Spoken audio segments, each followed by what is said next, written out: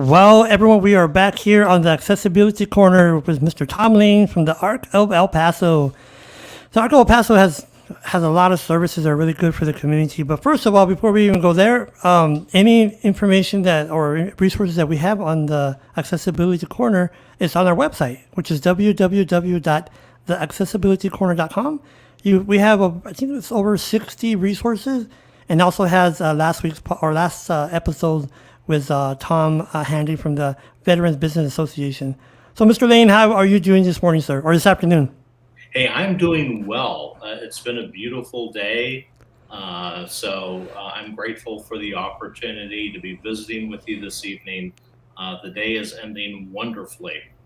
It's good. Was it raining over there where you're at? No, 'cause I smelled rain over here, so by Um, Bel Air. the only rain that happened was what I created to keep my dog entertained about an hour ago. I've got an older golden retriever named Jojo, and boy, does he like getting wet in the summertime. And so if it's a watering day and he's not getting water, he feels really offended. So he was outside getting a little bit of water. Oh, that's nice. Hey, you know what? My wife does that to me too. But anyways, I'm not gonna tell you. So, Mr. Laign, I know you, but can you let the people that are watching or listening know a little bit about you? Right.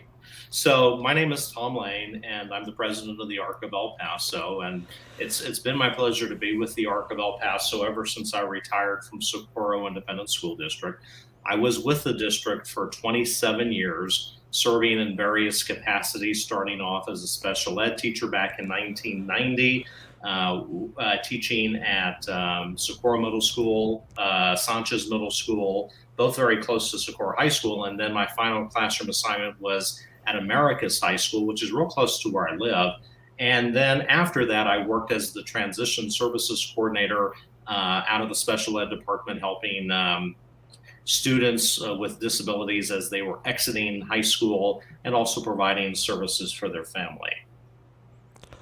So what got you into? Because like I said, I've known you for a while. What got you into the Arc of El Paso? Because I know, which I really appreciate you helping those students transition from high school to quote unquote the real world or even college. Because that's a hard It is. transition. It absolutely is, George. And so when I took over as the transition services coordinator, I visited with the director of special education, who at the time was Susan Couch, and she wanted me to become, in my capacity, more involved in the community, to grow capacity of the district, to better serve our students, and to establish better and broader ties to the community. And so the only way that I knew how to do that was to go out and connect with people in the community. And so the Arc of El Paso was one of those organizations that I connected with. Because you've been there for at least what 4 or 5 years at least. Ever since I've retired, sure, Okay. I've been very active, but I was active with them before. They wanted me to be a board member with them before I ever, retired from Socorro ISD. And I told them that I thought at that time it would be a conflict of interest for me to serve on the board while also working in the district. So I And told I them know. I told them I'd be happy to act in the capacity of maybe an educational advisor to the board. And that's Mhm. basically how I got started with them. And then when I retired, of course, there was no longer that conflict of interest, and I became more deeply involved with the organization. Because I know when I on the board real briefly, I think it was like 2000 or 2016, 17. Anyways, but what I've seen with you done with the Arc of El Paso as and the board, of course, is what you've done is, which I feel is very important for for groups to know this, is you have a footprint. And what I mean by that, you have an actual store in Sunlight Park Mall. We do. And, and so and so the way that came about was at the time, I want to say I was vice president of the organization, and Ceci Navarro was our board president. And she happened to catch a news report on one of the channels, I think it was Channel 7, she caught it on, about how Sunland Park Mall was going to start providing discounted spaces to nonprofit organizations. So the next day, I was reaching out to Sunland Park Mall about the opportunity. And because of COVID, it took us a little bit longer to get over there than we had hoped for. We actually started the process probably back with Sunland Park Mall in 2019. but we did not actually move into the location until July of 2020. So we've been there since 2020. We had to do a minor redesign on the space of painting and doing some minor renovation. In the middle of COVID, when there were no supplies, we had to go out and get all new furniture. Well, not brand new furniture, but new for our organization. We had to go get computers, computer desks, and all of those were challenging when everybody else was going out and buying home office supplies during that time. So we were skillful. I think we were blessed, and so we have a very nice location at this time. And we're doing some minor work on it now. We're going to add an additional wall to create some storage space and to make it look a little nicer in the back side of our location.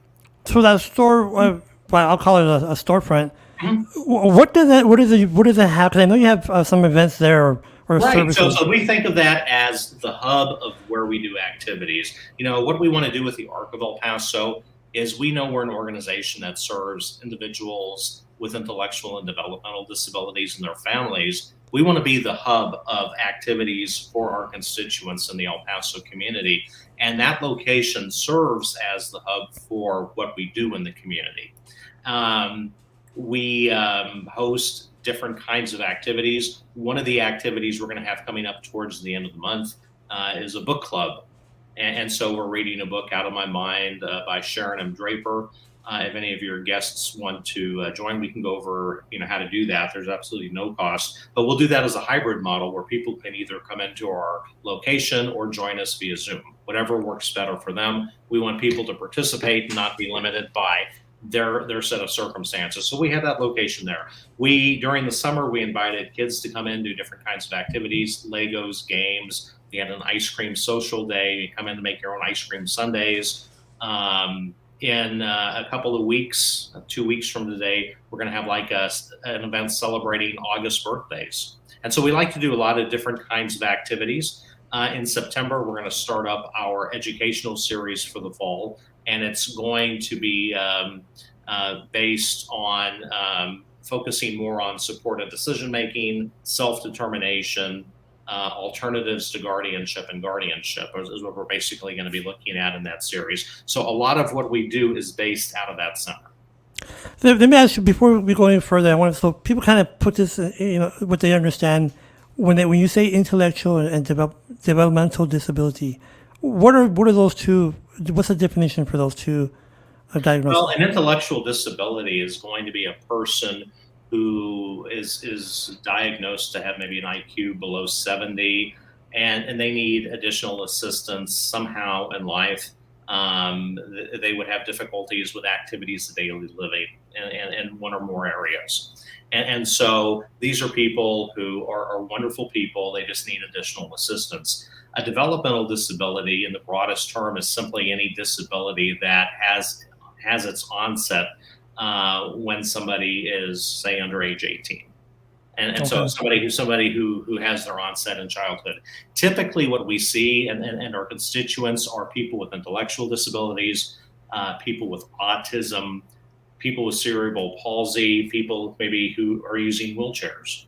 And so these are the people, who we are blessed to have as part of our life.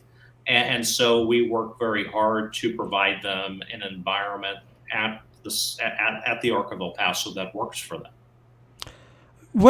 So, for example, when someone comes in, are the services free, or is there some cost to participate? Most of everything that we do is free. If there's a cost involved with something, we'll let you know during the sign-up process. We're not going to surprise you with oh, by the way, there's a fee for it when you walk in. Typically, the kind of costs that we charge for are if we're doing an activity. For instance, a good example would be if we go to the movies as an organization, we might buy the tickets and rent out the theater. We'll just ask our constituents to buy their own food. So we're not in the process or in the habit of going out and setting fees for the activities. We know many people in El Paso have competing priorities for their dollars. Things are so incredibly expensive, and they're expensive for the Arc of El Paso. So that just motivates us to go out and do a better job of connecting with funders in the community. Last week, I was at a wonderful grant writing session sponsored by Texas Parks and Wildlife. And so I know that's going to parlay into a proposal submitted by the Arc of El Paso. The cool thing is we have 3 months to get that turned into them. So that in terms of grant writing, that's like an eternity. So we like to go out and get funding from external sources so that we don't have to charge the people who will benefit from those services. Now, do you have an ongoing? By the way, on the side note, when you said expensive, Mr. Lane, just for people that are watching or listening, the other day, I think like 2 weeks ago, me and my wife went to Subway, okay, and we ordered two combos, and I heard something about 20. I'm like, okay, that's a little. And then when it came to the window, he was $28.32. I'm like, $28 for two Yeah, combos? things are expensive. So one of the cost increases we had this last year is we did have our rent increase. We went from paying $350 a month to $500 a month, which that's a pretty substantial percentage, but it's still a very good deal on commercial property space. Beyond that, we don't have to pay anything for utilities; it's all included. The only other cost we have is for our internet and phone connection over there. So You we're do getting a really good deal. you do have computers at your center, right? We do. So we Okay. have computers at our center. Anybody is welcome to come in and borrow them. We've had parents come in maybe to apply for services Hmm. through one of the state of Texas websites, or maybe provide supporting paperwork. We've got a multi-purpose machine in there, so it's very easy for us to scan a document, upload it, and send it in. So we've got all that capacity over there. If somebody needs to print out documents, we can do that as well. So we provide all of that. One thing I did want to mention during the podcast is kind of put you on the spot there, Mr. Lane. I hope I want to thank you because I know you've done a lot in regards to making your services accessible to everyone. And what I mean by that is, ever since you took over the ARC, and even yourself on your personal Facebook page, I noticed you do a lot of image description. So that does help someone that's visually impaired. And the reason we like to do that is we know that we have many different followers of the Arc of El Paso that have different support needs. And I don't want to provide something out there that is not going to be of any value to somebody. Yes, sir. It's very frustrating. When I went to that grant writing workshop from Texas Parks and Wildlife last week, one of the big positive takeaways I had from that was they were very clear in letting us know, as an organization that serve people with intellectual and developmental disabilities, that when we needed to do head counts for our activities, that they were perfectly fine for us in including the caregiver as part of that head count. So a lot of times, when you're doing a grant, you're trying to explain how many people are going to benefit from those activities you're proposing. So they're pretty cool. They know we're going to have to work with a smaller number, and I thought that was a very inclusive way of sharing that information with us. So I was excited about that. No, that sounds really good. And one thing I want to talk about, we touched on it kind of briefly at the beginning of the podcast, is and it kind of parallels to the Arc of El Paso, what they do. What do you see? And I'm doing this on purpose for people to understand what we're going to talk about. And this applies to any disability, but especially those with intellectual and developmental. I can't say that word. I always have a hard time with that word. IGD. There you go. I can say that. What is the biggest barrier you see from a student transitioning into either their quote unquote real life or college? What do you see the biggest barrier is? I think there's a lot of fear from families. Families don't want maybe something bad to happen to their child with a disability, and so they're very protective. But in being protective, they're also denying access to the opportunity. And so that's a very fine line. And I understand parents want to protect their children, but it's impossible for a parent to 100% bubble wrap her child and keep them safe in every possible situation. And so we would encourage families to really consider the support needs of their child that happens to have a disability, and find a way where that child can integrate into society. Now, when it comes to high school kids moving on to post secondary education, there are very few options here in the El Paso area. El Paso Really? Community College has Project Hire, but that's sort of by interview only, and there's maybe 5 or 6 slots a year. So there's not that many opportunities. We would love the opportunity to see other kinds of programs available here in the El Paso community, so that when somebody graduates from high school, if they want to continue on in their learning, that there would be other opportunities beyond just Project Hire. There's one question that I've seen a lot, and I've had people ask me in particular, but I really don't know how to respond. I think you may, Mr. Laign. What is an ABLE account? So an ABLE account is a tax privileged savings account. ABLE itself is an acronym for a better life experience. And it works very much like a college tuition 529 savings account, where the money gets saved, and as long as it's used for its intended purposes, there are no tax consequences. An ABLE account is set aside to benefit a person who has a disability. Right now, that disability has to have an onset prior to age 26 to get an ABLE account, although there is legislation pending in Washington, D.C. That would move that up to maybe age 46 or so. That's depending upon whether the Senate takes action. I'm not holding my breath at this point. But that's so what that ABLE account does is it allows money to be set aside. People can set aside money up to the maximum amount specified by whatever state that ABLE account is based in. And it could be several hundred thousands of dollars. And as long as the money is in the ABLE account, somebody will always maintain their Medicaid eligibility. So for a lot of people, the big deal is about maintaining those health benefits and those long-term support services. Once the account balance is $100,000 or more, then the SSI payments are temporarily stopped until the account balance falls below $100,000. So that ABLE account can be used for many different things: paying for college, buying a house, renting a house, paying for renovations. If somebody wants to go out and start a business, yeah, you could use the ABLE account for that as well. If you wanted to go out and get a job and maybe you needed to pay for your own job coach, because the amount of job coaching you needed was more than what BR Services would sponsor, then yeah, you can go ahead and get that as well. So I mean, there's just about anything that you would spend SSI dollars on, you can spend ABLE dollars on. So it's a really cool tool.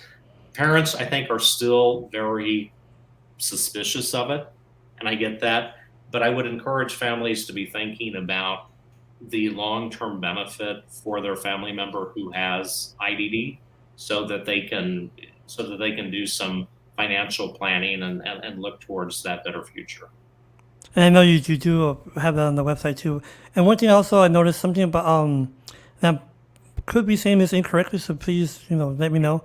When it comes to conservatorship or choices of the person with the intellectual or IDD, how does the ARC help with that? I know they do somehow, right? Well, we, I think, are very much in step and in agreement with Disability Rights Texas. We think guardianship should be used as an option of last resort and only when it is the best remaining choice for a family. We would encourage family members to work with their family member on choice making, supported decision making, and do that before, say, the age of 18, just so the parents can really get a feel for their child's capacity to learn the skills. We're a big believer in trying out powers of attorney before going to guardianship. Once parents approach the probate courts and have somebody's civil rights taken away through an act of guardianship, it's very difficult to have those rights restored to the person. Okay. There's a lot of documentation that has to be presented to the courts. So we would encourage families to really take a look and see what some of those options are. And so really that's what our fall learning series is going to be about, that we're going to have starting up at the end of September and following up each month through December.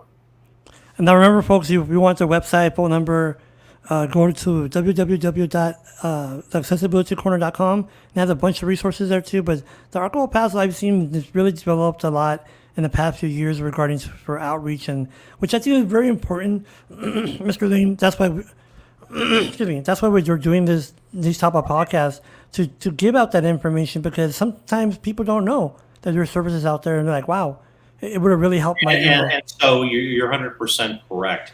A lot of times we get phone calls from people even outside of the El Paso area because maybe they're familiar with an ARC chapter where they're at, and they maybe have a family member here in the El Paso area, and they're trying to locate services. And sometimes we provide comparable services to other ARC chapters, and sometimes we provide a different level of services than other ARC chapters. But we're always very big as an organization. If we're not providing a service that somebody's looking for, we're going to help them connect to the organization that will provide those services. Yeah, I know you do that, so that's a good thing that you kind of network. So nothing that really helps, because, like I said, the lack of income, or I'm sorry, the lack of information is so crucial when someone really needs that information. Like, for example, I'll give you an example, perfect example. My cousin reached out to me today, and a friend's from high school, the father, I guess, has something happen medically, and he's blind now. He's a senior citizen, and he's blind. So she reached out to me, and she's like, the family doesn't know what to do. Mm-hmm. I'm like, well, you know what? We got him. But the thing is, there's, if not hundreds, there's thousands of families, not only here in El Paso, but everywhere, that has that situation where something happens, and they're like, wow, what do we do? Right. And they're scared, and that's why I like to bring, like you, the Arc of El Paso, to bring those services. Yeah, absolutely. These things happen all the time. We have family members, some of the issues we're facing at this time of the year. We have, kids going back to school. And so we have some parents who are concerned about what's happening with their child's IEP. We get that. We have other parents who are trying to figure out what's going to happen for their child now that their child is no longer in high school. They've aged out. And then we've also sometimes get phone calls from parents of children who are newly diagnosed, and they're trying to figure out what they need to do to benefit their child. And so all of those situations require a slightly different approach, but they all require a lot of different information. And if we don't have the immediate information available to us, we'll let you know and we'll go find that information. If we know there's another organization that is going to be the best go-to organization that's going to get your information or your situation resolved very quickly, we're going to help you get connected with that organization.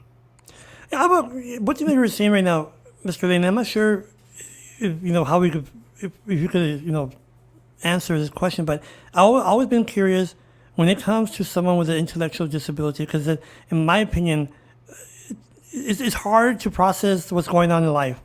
Mm-hmm. The interactions, like myself, me being blind, I really can't. My interaction, or my what I understand is different from when because you can see it, right? So I've always been wondering wonder what happens when someone, for example, doesn't have that support system at home, or whatever it is, and they age out of high school and they graduate and whatnot. I'm always in my head, I'm wondering what's besides the Arc of El Paso, what can they do, like, for housing? I mean, there aren't those very many options for them. Typically, what will happen to somebody if they age out of high school and there's not a strong support system within the family is somehow they will become wards of the state. They'll eventually move over into that area. Typically, adult protective services will become involved. They will be served through adult foster care. And so those are very common kinds of arrangements. Those aren't the best. I think it's very shameful as a country how we've set up our system of long term support systems.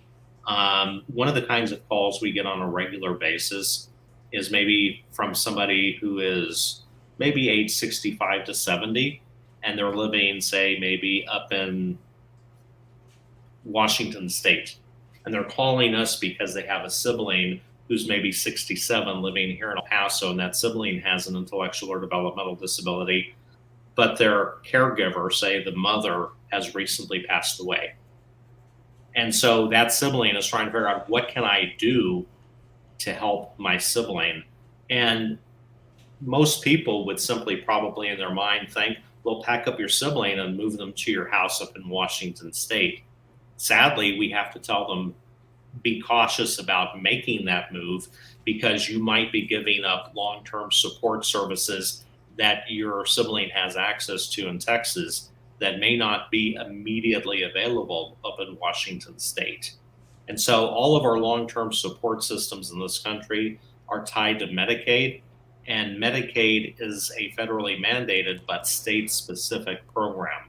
And so there's no portability across state lines for those long-term support systems. And so once somebody receives long-term support systems in one state, they pretty much have to stay in that state.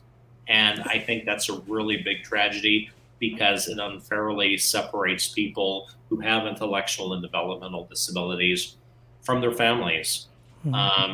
We have families who are already struggling with that, and their child with a disability maybe they're still in high school, and so they're trying to really work with their family to teach family values, such as, we're always here to take care of each other, with the idea of maybe down the road, as a sibling, they'll take care of their sibling, but life happens. Job opportunities take many people out of El Paso and out of the state of Texas. And so these are people who, even though they love their sibling dearly, they have to look at their immediate family, their own children, their spouse, and that's one of the roughest kind of decisions somebody can make. And I'm not going to say there's a mistake or an error, whatever the decision is made, because I know people who have to go through those decisions. Those are some gut-wrenching kind of decisions they have to make. But what's shameful is we live in a country where that's just commonplace. And unless you are a family member caught up in that particular situation, you probably don't even know that that's happening. True. And I know that's probably the hardest thing that we have to explain. I think of my grandparents who lived up in northern Indiana, and during the winter months, heck, they would pack it up and go down to Southern California because it was a lot warmer in those winter months. They didn't have a problem with arthritis. And so when we get a phone call about, a person who's living up in, say, maybe Wisconsin, and they want to come down here to El Paso because they have family down here during the winter months, I have to tell that family the same thing. It's like, you need to check with your Wisconsin long-term support services before you pack up and move down here, to make sure, one, you won't be forfeiting any services when you're down here for a few months in a row to avoid those harsh winters. And then I also have to tell them, don't expect to get anything out of the state of Texas when you're down here. So a lot of what most people take for granted is a very harsh reality for people with IE. And the thing people don't realize, like you said, like, when you go through with it, like when my mom got sick and we had there's like 40 different types of Medicaid or something like that. I forgot what it was. But there are different kinds of Medicaid waiver programs. And so to make it even more confusing, these long-term support programs are called Medicaid waiver programs. And so because it uses the term Medicaid, people who already are receiving maybe traditional Medicaid because of a disability or poverty think, oh, I already have that. And in fact, they don't. Right now in Texas, there are more than 170,000 people on a wait list. Wow. And the state of Texas will tell you officially that it's maybe a 12 to 14-year wait list to get long-term support systems through a Medicaid waiver program. Um, the I guess the results we're seeing locally with our constituents is it seems more like a 14 to 20-year wait list. Wow, that is ridiculous. And I would encourage anybody who's listening to think about how you would feel if, when your child was 5 years old, you took them down to the school to enroll them in kindergarten, and the school said, you know what, we're all filled up, come back in 14 to 20 years so your child can get kindergarten. Parents would go ballistic with that.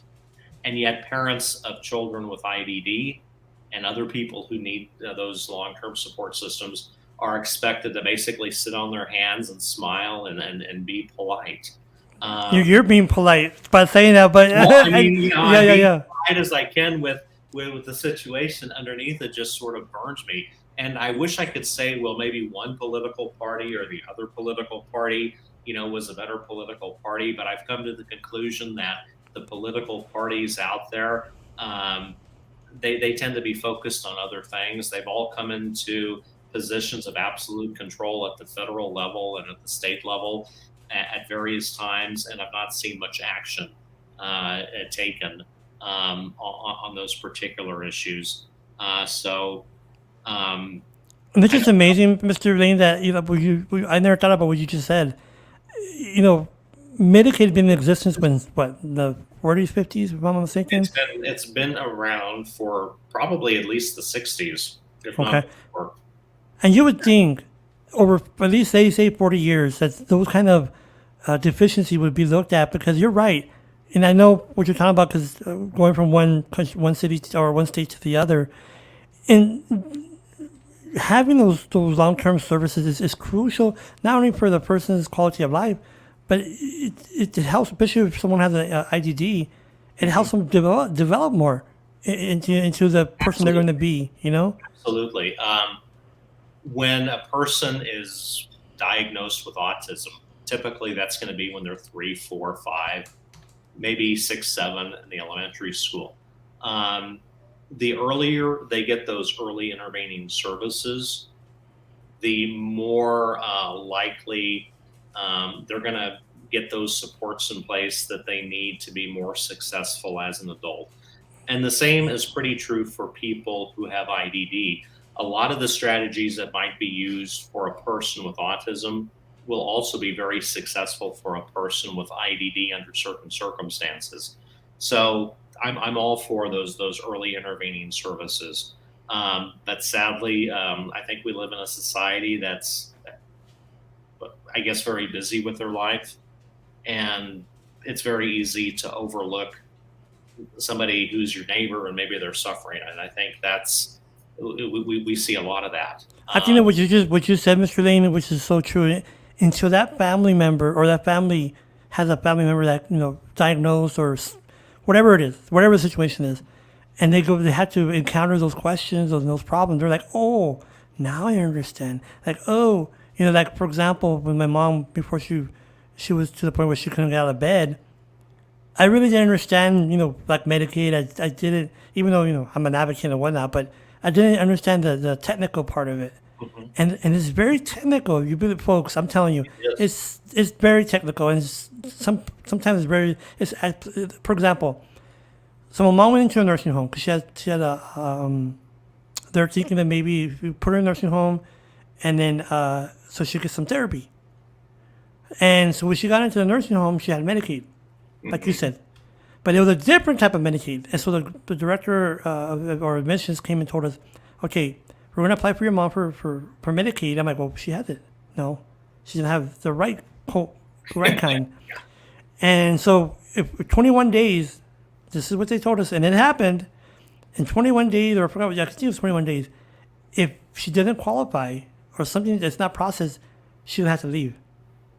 I'm like, what do you mean she has to leave? Yeah. Mm-hmm. I'm like, my mom can't get out of bed by herself. What do you mean? And they kicked her out. Yeah, and sadly, that is life. it's very easy for people to make decisions that are arbitrary and not see the pain and suffering. Um, we had a listening session back in February with a company that wants to become a Medicaid managed care organization in the state of Texas, and so they sponsored our spring listening series with the idea that they could better understand the needs of people in Texas.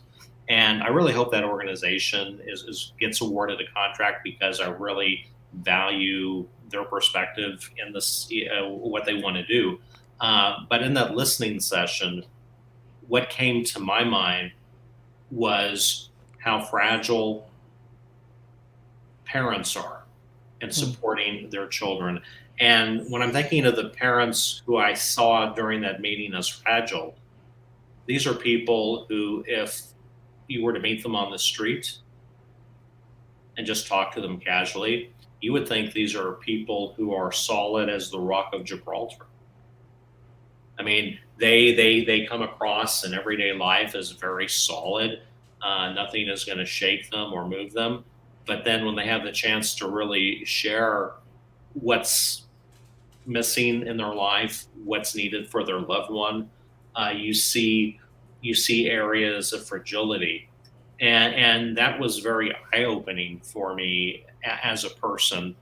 And so, I recognize that a lot of our family members are struggling just to keep their head above water during COVID.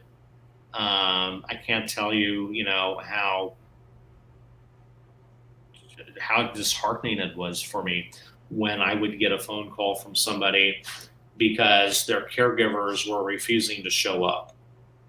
Yep. And when you don't have a caregiver show up and you need them, well, that's a bad situation. It would be like, if all of a sudden El Paso Electric decided to turn off the electricity to your house. Good luck in trying to generate electricity for yourself. So that happened. We had I'll tell you a real quick story. We had a friend, just to put this more in context, and he couldn't get out of bed. He needed assistance to come out to do the personal hygiene and whatnot. So his caregiver decided not to go that day, or I don't know what happened. Anywho, so he couldn't get to his phone. So he laid in bed for almost a day and a half in his own PCs, whatnot, because he couldn't reach the phone. And I'm like, wow, and I never figured that, now that you're saying that, now that I'm in this life, when you integrate or talk to different people, you see the stories and you're like, wow, that's something that you'll never think about, and I'm like, what? And you're 100% correct on that. And what I also hear from families is, like in New Mexico, for instance, New Mexico wants to do away with all of their Medicaid waiver waiting lists, which is a really cool concept. I wish Texas would take that initiative. But in New Mexico, the providers are sort of leaving the state because they don't pay enough money.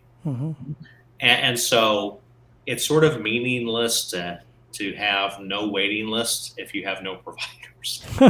True. It's like there's this old accounting joke I heard. If you want to save money as an organization, fire everyone in accounts payable. Yes, sir. When you're not paying enough to attract the people to provide the service, that service sort of is meaningless. And so a lot of our families, they struggle. That's the number one thing I hear from family members is how hard it is to get care. And they're not even concerned maybe about quality care at this point. They just want somebody to come into the house. And, it's sort of like, they'll hire somebody who was in prison. Maybe not in prison 2 years ago, prison last week, and they just got paroled and they're like. Well, let me tell you this. It's funny you mentioned that, Mr. Days. Okay. Somebody, as you know, my wife is a personal care attendant, right? Okay. So she's been with different companies, and I'm not going to say who they are. So she goes, she filled out a little paper, and they ask her what, her experience. And, okay, tomorrow you go to this gentleman in the Northeast. She comes home, oh, babe, I have a new client. I'm like, Really? No background check? I mean, no, she'll pass it. Or no drug test? No. I'm like, damn, really? Mhm. And then she got to a new company this week. And this company, yeah, they have a training modules. They had, because she was on the computer, they had, she's going to go on Tuesday to do a 4 hour training class. And I'm like, wow, that company is really cool because the other ones, and I'm not lying to you, Mr. Lane, she's been at least, I want to say 5 different Yeah. companies. And they're all just, okay, tomorrow, going, I'm like, well, wow, that's pretty, that's not good at all. And you know what? I've heard all of the, yeah, I've heard the good, the bad, and the ugly about caregivers. Um, and it's, it's got to be frustrating for families.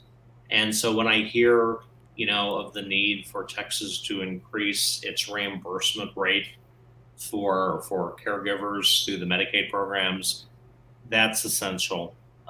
We can't have, you know, we can't have people who need help and personal assistance going without it.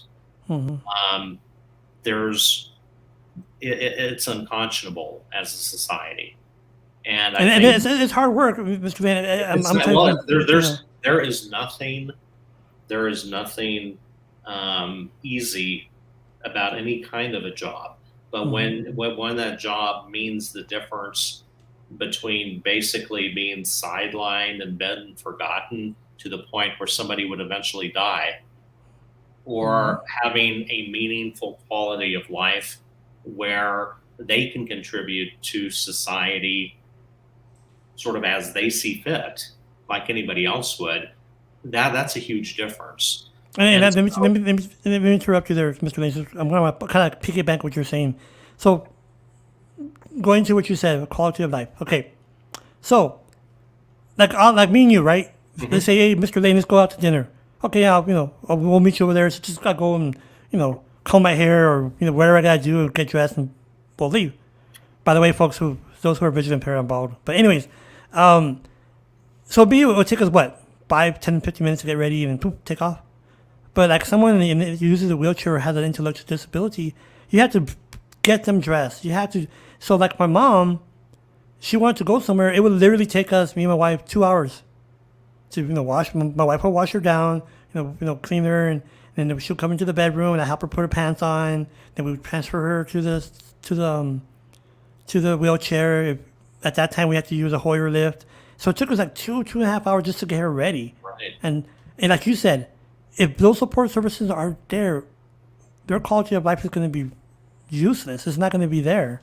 It's going to be absolutely horrible. So, when we have people come to the ARC and we schedule appointments, or even some of our part time employees we have, when I'm told, well, this person can't be there before such and such a time in the morning, it's typically because of personal care support needs. And Hmm. so I'm not going to put anybody in a bad situation, you know, um, as long Come as they, now. Not really. well, I'm going to work with them. No, of And course, of course. the other frustration we have as an organization is Sun Metro and the lift. Uh, this last week I had both of my staff who use public transportation late by about an hour. Um, Let's not go and there. they're thoroughly apologetic about it. But I told them, I said, I know what the deal is with Sun Metro and the lift. Don't worry about it. Don't panic. Don't get into a panic attack. We understand that you're a loyal person. That if it's under your control, you're going to be here on time. So Mhm. that's how we work with them on that. But that's another frustration Yes. is just the public transit.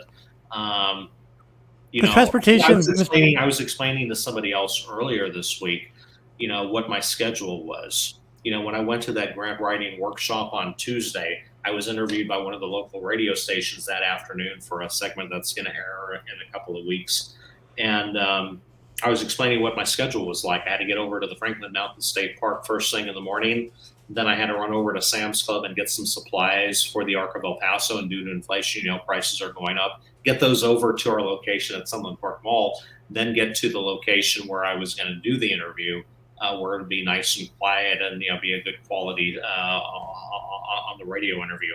Um, I couldn't do any of that if I was using public transit because it would be time prohibitive to have run that schedule using public transit.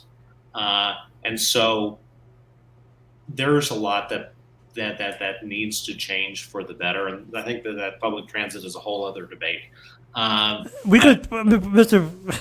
Those who know me and you, that discussion itself, because you're on the CAC. Those who don't know, and I used to be on the CAC. Actually, you chair it. You shared it, right? You're the Yes. chairperson. Now with the chairperson. So, folks, me and Mr. Laign could tell you stories, and we could tell you facts.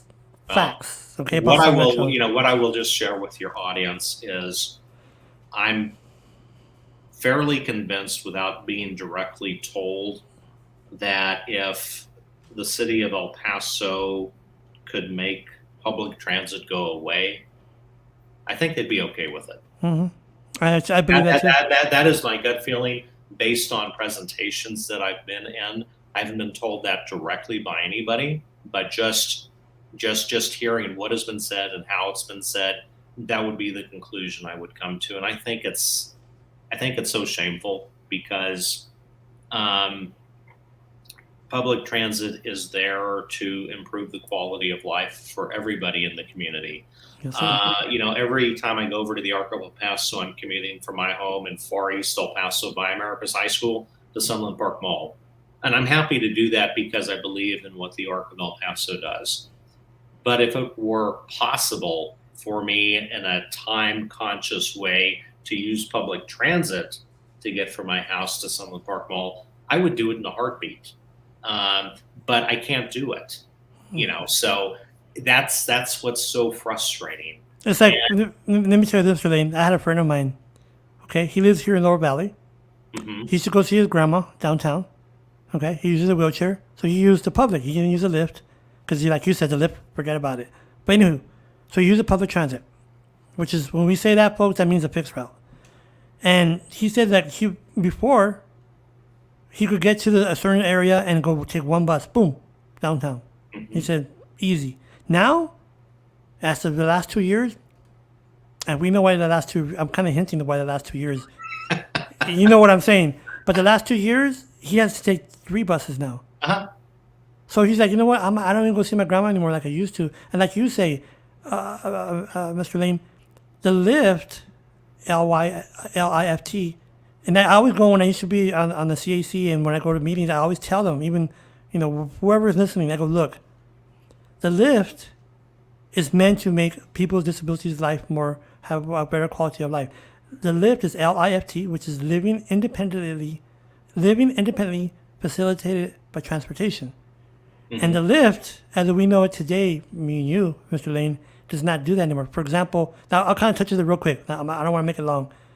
But Sunday services, like tomorrow. If anybody knows what's going on, like I said, me and Mr. Laign come back and give another hour story on what's going on. But that's neither here or there. But transportation, you're right, Mr. Laign. So like for me, if I wasn't married, that's my main source of transportation. No matter if I'm going literally across the street or across the neighborhood or across the city, I have to use a lift or fixed route. And so think about this, folks. It takes me 2 hours sometimes just to get there on the lift. Like when I used to work, we take the lift to work. I had to go. I went in at 8 o'clock. They came and picked me up at 6:15, dropped me off. Okay. Then on the way home, guess what? 5 o'clock. I worked downtown. By the time I got home, another hour and a half. So I literally spent 3 hours, close to 3.5 hours a day. Well, with one of my employees this week with the Arc of El Paso, it was like, I think, about a 2 hour and 45-minute ride one way. That's what, and that part of that is, the lift running late and everything else. Not enough buses. Well, anyways, we'll go and get off because we don't want to go too long on that. But Mr. Laign, I'm laughing because me and Mr. Laign, we go back on stories with this. Trust me, folks. Yeah. So if someone wants to contact the Arc of El Paso, how can they do that? There are several different ways. We have a Facebook presence. We're the Arc of El Paso on Facebook. So you can message us on Facebook, and the next time we're monitoring that, we'll get back to you there. So that's definitely one way. You can email us at info@thearcofελpaso.org, and we'll get back with you. You can call us at 915-564-4978. Those are all ways how you can reach out and connect with us. On our website, we have an advocacy and consultation page, and there's a form you can submit on there. If you have any questions or concerns, you can submit that confidentially. It's a secure form, and then we'll reach out and get back to you with that. You can become a member of the Arc of El Paso. We offer free membership options. We don't want anybody to pay for a membership unless they have a desire or ability to do so. And so we have a Get Involved tab, and you can become a member through our website. If you just want to keep up with what we're doing as an organization, you can either go to our website and look at the events tab, and it'll tell you everything that's happening in the current month and any hot items that we have coming up during the next month. For example, the Saturday of Labor Day weekend, we're going to do a picnic over at Memorial Park Reserve. So that's going to be like a 5 to 8 o'clock picnic. So we'll be getting that information out pretty soon. So there's a lot of different opportunities and ways. How can I tell people, if you know anyone with an IGD that's young and wants to get involved in different activities, trust me, folks. Follow the Arc of El Paso on Facebook. Yeah. You're going to see they have a lot of events. It's pretty cool. I mean, they had, like, for example, they had something in Sunland Park Mall. I forgot what it was. And it was on a Thursday. Anywho, I went blank. But the thing is, I tell you what, folks, really, if you want to grow an organization that's really interactive with their community, and what it does is also brings that unity, that different people coming together and enjoying each other's, community, partnership and whatnot. So I think it's a really good opportunity, to get involved. Before I forget, too, I should have said that at the beginning of the show. Programming note. On August the 20th, your friend and our friend, Bonnie Perez Ramirez, is going to come on board. She's the president, or the regional director, is she the regional director or director? Something like that. I'm sorry, Miss Bonnie. Director She's the regional of the PIN project, yeah. Yeah, the director of the PIN project. And she will be coming on August the 20th. Don't know the time yet. But anyway, before we go, Mr. Laign, any parting words you want to give to our listeners and people who are watching? Yeah, we would, we want to be known as an organization that is responsive to our community. And so if you are a person with an intellectual and developmental disability, you're a family member of a person with an intellectual or developmental disability, or somebody who has an intellectual or developmental disability, we want to be part of their life. And if what we're doing right now as an organization is not the best fit for the person don't hesitate to reach out to us. A lot of what we're doing right now with our Arc Adventure Club, our book club series that we've got, our video game system that we've got at the center, those are all, and our Legos, those were all ideas brought to us by our constituents. And somebody comes to us with an idea, if we have the money, we'll go do it right away. If it makes sense to us and we can figure out how to make it work. If we need to go get dollars, that motivates us to go get dollars. So we like to be responsive to our community. And so if there is something that is missing in our community that you think we need, we'll, typically it's just about the money. So we'll go find the money source. So we love to do that because we want to make El Paso a better community, not only for just people with intellectual and developmental disabilities, but we want to make El Paso a better community for all El Pasoans. Amen. Amen to that. Yes, sir. Talk about an idea that somebody came with me just so people could know. You might hear more about it. A pool league for blind people. Oh, sorry about that. My dogs are barking there, which I do apologize for that. A pool league for blind people. So I don't know how that's going to work for us, but we'll see how that works. But anyway, even though I think my dogs are telling me to get off the computer, so that's going to tell me get out, Dad. Yeah, I'm amazed my dog hasn't told me that yet myself. So, all right, Mr. Laign, I salute you, sir, for everything you do in our community. You do a lot. I really do. It's always a pleasure to visit with you. For your audience members who are listening, if they need to reach out to me directly before Monday, call me on my cell phone, 915-494-0596. If it goes to voicemail, I'll get back to you just as soon as I get back on the phone. Yeah, you do. Yeah. One thing about you, you're regular return calls. Yeah. So, all right, folks, thank you for joining us. Like I said, August the 20th will be in the PIN project. Ms. Bonnie Perez Ramirez, actually. And Mr. Laign, I salute you again, sir, because you do a lot. And everyone, have a good night. Be safe. And I hope it doesn't rain and keep dry. All right, everyone. Absolutely. Bye, Mr. Laign. Bye.